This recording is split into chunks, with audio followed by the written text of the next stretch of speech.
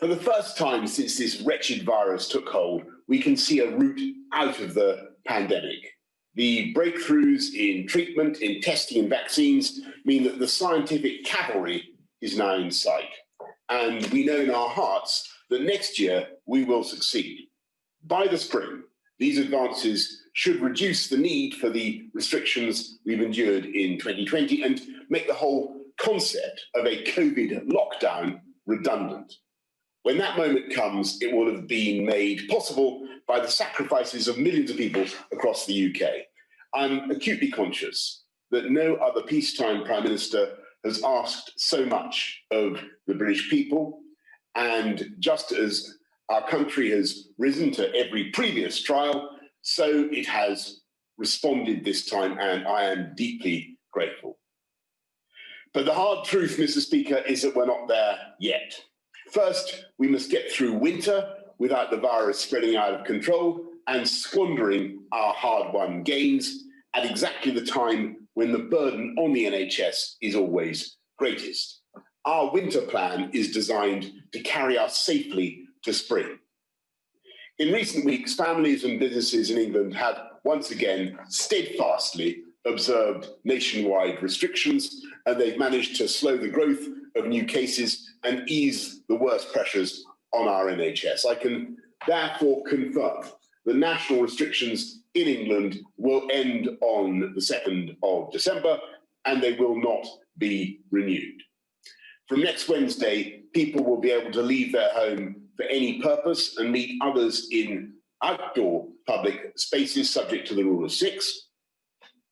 Collective worship, weddings, and outdoor sports can resume, and shops, personal care, gyms, and the wider leisure sector can reopen. But without sensible precautions, we would risk the virus escalating into a winter or New Year surge. The incidence of the disease is, alas, still widespread in many areas. So we're not going to replace national measures with a free-for-all, the status quo anti-COVID.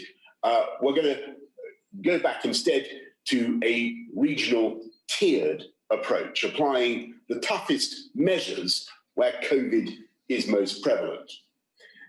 And while the previous local tiers did cut the R number, they were not quite enough to reduce it below 1. So the scientific advice, I'm afraid, is that as we come out, our tiers need to be made tougher. In particular, in Tier 1, people should work from home wherever possible.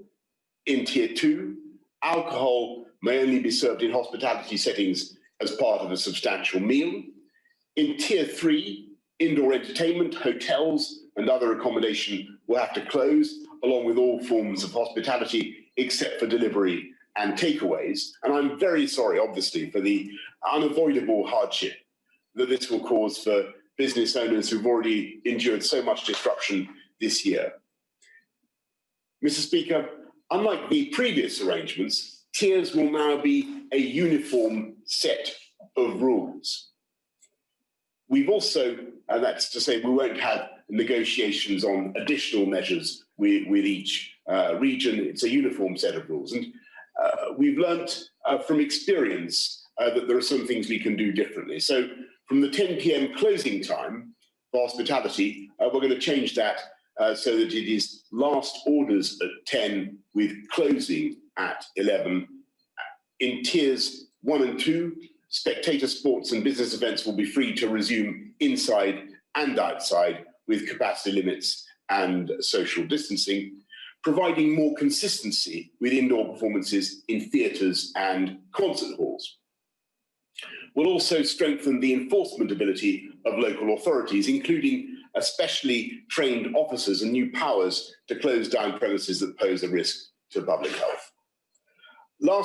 Later this week, I should say, we will announce which areas will fall into which tier, I hope on Thursday, based on analysis of cases in all age groups, especially the over 60s, also looking at the rate by which cases are rising or falling, the percentage of those tested in a local population who have COVID, and the current and projected pressures on the NHS.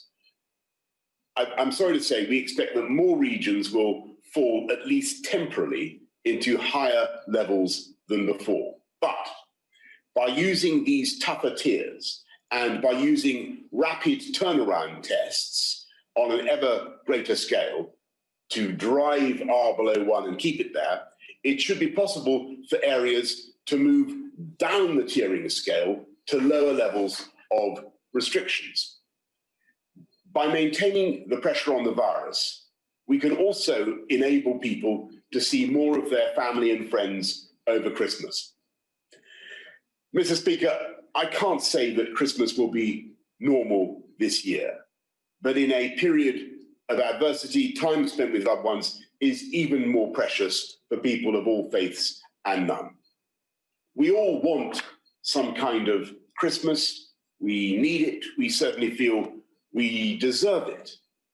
But what we don't want is to throw caution to the winds and allow the virus to flare up again, forcing us all back into lockdown in January.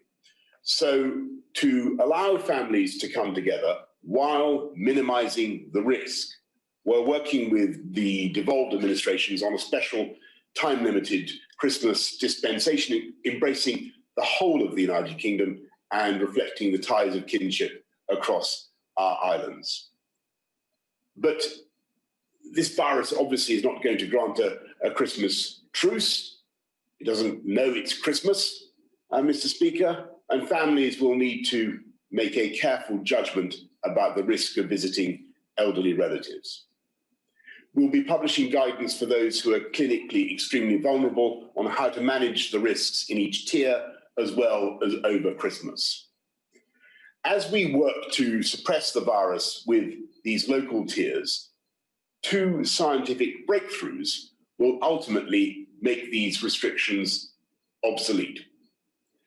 As soon as a vaccine is approved, we will dispense it as quickly as possible. But given that this can't be done immediately, we will simultaneously use rapid turnaround testing, the lateral flow testing, that gives results within 30 minutes to identify those without symptoms so they can isolate and avoid transmission. We're beginning to deploy these tests in our NHS and in care homes in England, so people will once again be able to hug and hold hands with loved ones instead of waving at them through a window. By the end of the year, this will allow every care home resident to have 2 visitors who can be tested twice a week.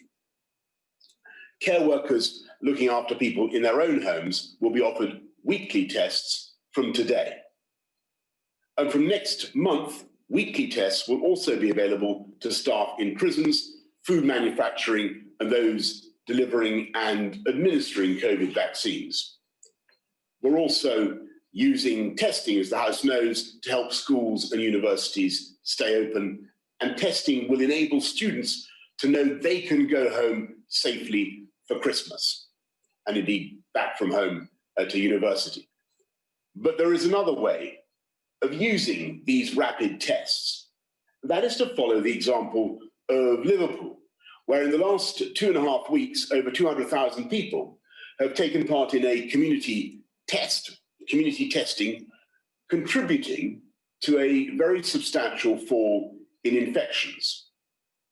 So together with NHS Test and Trace and our fantastic armed forces, we will now launch a major community testing programme, offering all local authorities in Tier 3 areas in England a 6-week surge of testing. The system is untried and there are, of course, many unknowns, but if it works, we should be able to offer those who test negative the prospect of fewer restrictions, for example, meeting up in certain places with others who have also tested negative. And those towns and regions which engage in community testing will have a much greater chance of easing the rules, the tiering that they currently endure. Mr. Speaker, We will also use daily testing to ease another restriction that has impinged on many lives. We will seek to end automatic isolation for close contacts of those found positive. Beginning in Liverpool later this week, contacts who are tested every day for a week will only need to isolate if they themselves test positive. If successful, this approach will be extended across the health system next month and to the whole of England from January. And of course, we're working with the devolved administrations to ensure that Wales, Scotland, Northern Ireland also benefit, as they should and will, from these advances in rapid testing. But clearly, the most hopeful advance of all is how vaccines are now edging ever closer to liberating us from the virus, demonstrating emphatically that this is not a pandemic without end. We can take great heart from today's news, which has the makings of a wonderful British scientific achievement. The vaccine, developed with astonishing speed by Oxford University and AstraZeneca, is now one of 3 capable of delivering a period of immunity.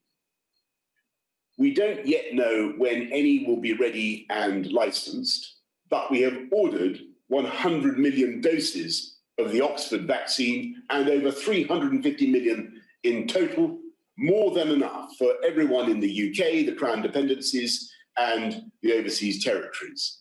And the NHS is preparing a nationwide immunisation programme ready next month, the like of which we've never witnessed. Mr. Speaker, 2020 has been in many ways a tragic year when so many have lost loved ones and faced financial ruin, and this will be still a hard winter. Christmas cannot be normal, and there's a long road to spring, but we have turned a corner and the escape route is in sight. We must hold out against the virus until testing and vaccines come to our rescue and reduce the need for restrictions. And everyone can help speed up the arrival of that moment by continuing to follow the rules, getting tested and self-isolating when instructed, remembering hands, face, space, and pulling together for one final push to the spring, when we have every reason to hope and believe that the achievements of our scientists will finally lift the shadow of this virus. And Mr. Speaker, I commend this statement to the House.